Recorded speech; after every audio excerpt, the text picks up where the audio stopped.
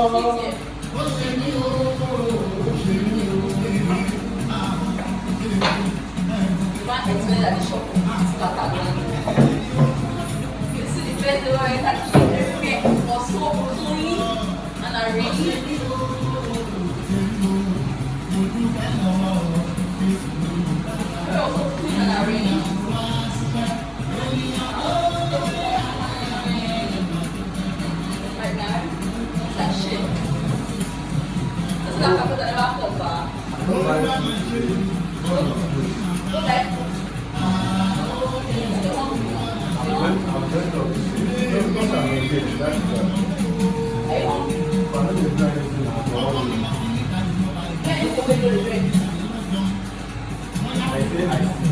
follow in the morning and I don't start out. When I'm at home, I don't find like sisters or people.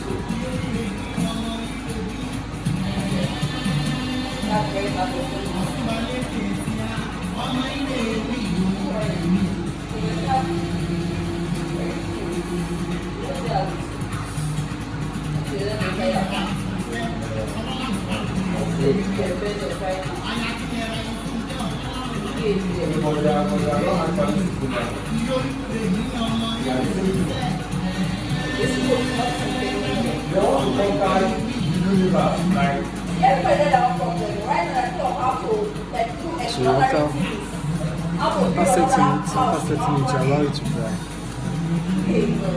Allow it to dry.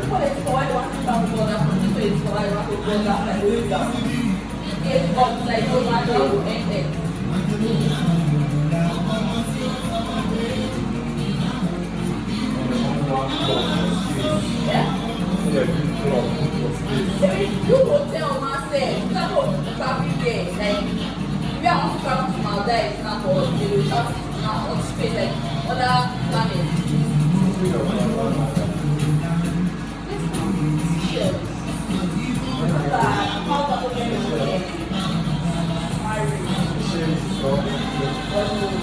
What goes what I want for my life.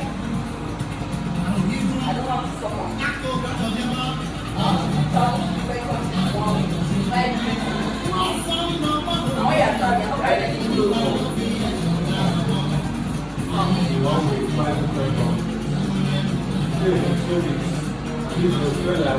So once it dry, you can now.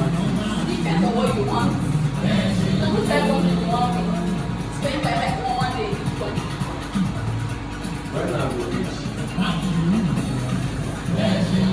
Depends on how places of this are.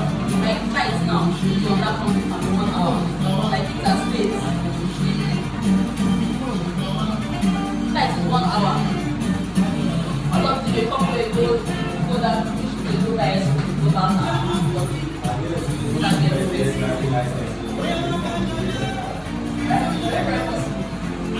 There's nothing money can do.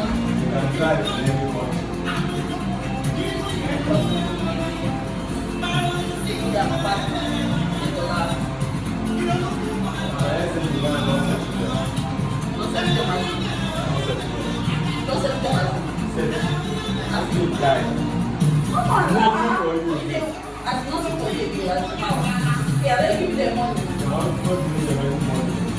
Okay, let me give you the money that I will take. You know that money. Camera never really know what's going on camera. That's very bad. Yes, so. Yes, so. Say that so that. But you can never really know what's going on.